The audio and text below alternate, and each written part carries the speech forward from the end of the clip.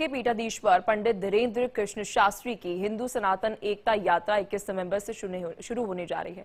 पंडित धीरेन्द्र शास्त्री ने इसी को लेकर जानकारी साझा की है। इस दौरान पंडित धीरेन्द्र शास्त्री ने कहा है कि जब तक हम हिंदू जात पात छोड़कर एकता के सूत्र में नहीं बंधेंगे तब तक हम जो है भड़काऊ पैरों में नहीं पहनेंगे। इसके साथ ही हिंदुत्व को लेकर बाबा बागेश्वर ने बड़ा बयान भी दिया। धीरेन्द्र शास्त्री ने कहा कि सनातनियों को कट्टर हिंदू भी बनाएंगे। सुनिए आप भी।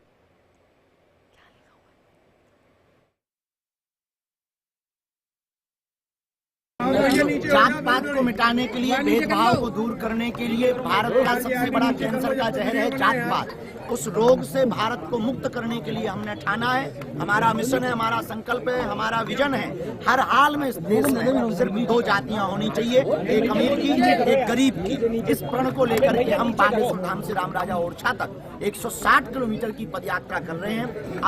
अब तो करो या मरो की बारी है, क्योंकि भारत पर संकट भारी है। हम भारत के लोगों को, हिंदुओं को बांग्लादेश जैसा जलता हुआ, बिखरता हुआ नहीं देख सकते। इसलिए हम हिंदुओं को एक करने निकले। पहले दिन की यात्रा में विशेष क्या है? पहले दिन की यात्रा में विशेष क्या है? पहले दिवस में विशेष तो यही है कि यात्रा शुरू हो रही है। दूसरा ये है कि हमारे जैसा आदमी जो 1 किलोमीटर नहीं चलता है, उसने संकल्प लिया 160 किलोमीटर का।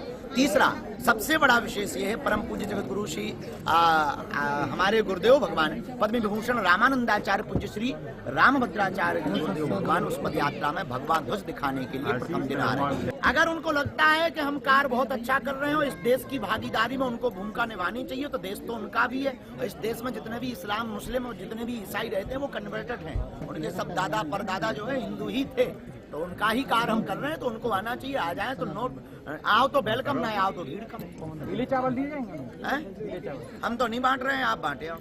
दोस्तों क्योंकि जब युद्ध होता है, रणक्रांति होती है, तो उसके लिए धर्म युद्ध के लिए बुलाया नहीं जाता। जिसका जमीर जिंदा होता है वो आता है। दोस्तों वर्षा को लेकर आपने बात की, कही है किस तरह की अपील? 2 अपीलें की हमने 2 अपीलें ये की हैं। प्रार्थना, क्योंकि हमारा संकल्प जो है वो संकल्प जब तक पूर्ण नहीं होता तब तक केवल पद यात्राओं में हम फूलमाला नहीं पहनेंगे। केवल पद यात्राओं में हम फूलमाला, स्वागत, सम्मान स्वीकार नहीं करेंगे, क्योंकि हम स्वागत पाने उस यात्रा को शोभा यात्रा बनाने नहीं जा रहे। हम पद यात्रा विचारों की क्रांति जगाने के लिए लेकर जा रहे। फूलमाला में फंस जाएंगे फिर विचार कौन देगा? इसलिए हम फूलमाला उस पद यात्रा में स्वीकार नहीं करेंगे। खड़ाऊ हम नहीं पहनेंगे। हमारा लक्ष्य है जब तक हम भारत के हिंदुओं को एक नहीं कर लेंगे। छतरपुर में सड़क पर एक